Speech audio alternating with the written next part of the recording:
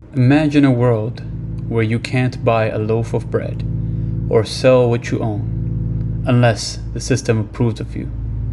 That's not science fiction. Piece by piece, it is being built right now. This is the system from Revelation 13, and here's what's already in place. Welcome back. If you follow the markets, you already feel it. Money is going digital. Cash is quietly disappearing, and governments are building rails that can track and control every transaction you make. As a believer, I can't look at that and not think of scripture. Because 2,000 years ago, the Bible described a system exactly like this. Today we're going to lay the two side by side, the headlines and the prophecy, and let you decide. Revelation 13, verses 16 and 17. And he caused all, both small and great, rich and poor, free and bound, to receive a mark, and that no man might buy or sell, save he that had the mark. No man might buy or sell. Here's the part most people miss. The ones designing this future aren't hiding it. This is a World Economic Forum, in their own words, on a central bank digital currency. Bank digital currency. But I think the fundamental change is the underlying business model is as I, as a retail customer, as a citizen, will have an account with the central bank. I don't have just an account with a commercial bank. I have it with the central bank, which has a lot of advantages for me. It's safe, it feels good. But there are some challenges with this because the central bank is ultimately, it's a public office. Commercial banks are under a commercial regime. Central banks are not under a commercial regime. What about interest rates on an account like that? When things are going well, how does this look like? Oh, on a bank run, how does this look like? Is this accelerating the bank run because I have a safe account with somebody? So these are then the fundamental questions. That's why I think it's excellent to see that 90%, 87%, I think, central banks are looking into that and try, and we need to figure out how that all can work. And it was never only about the money. Listen to how openly they discuss trying your very identity to your ability to take part. Of those interactions.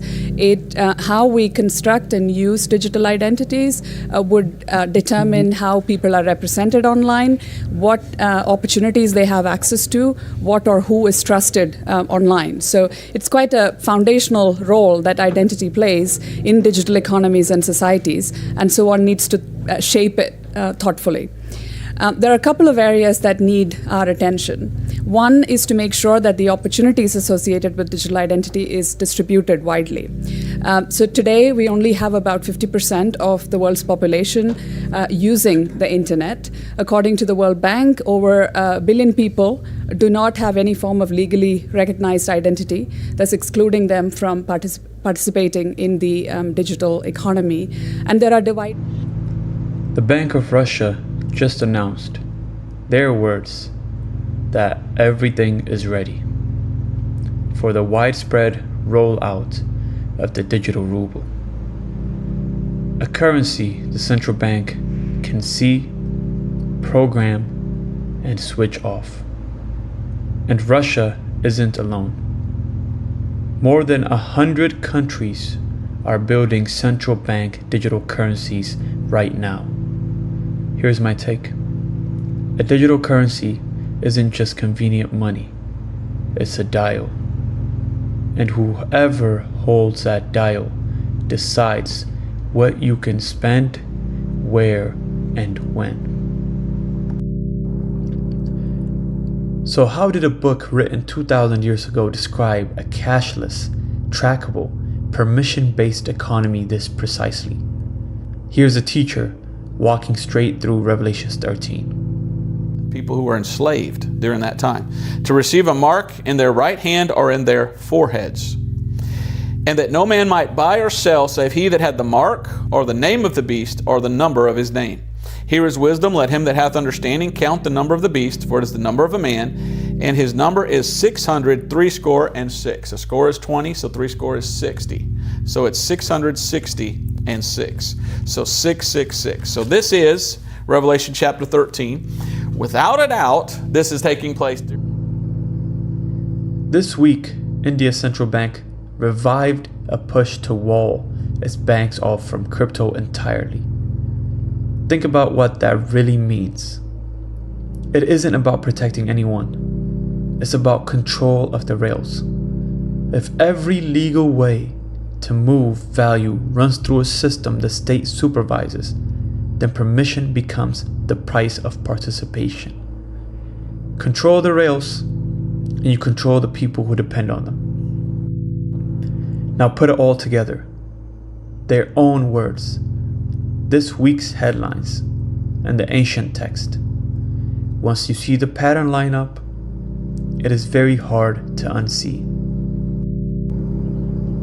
Now, I don't share this to frighten you. Fear is not why we're here. The same Bible that describes this system tells us exactly how to respond to it.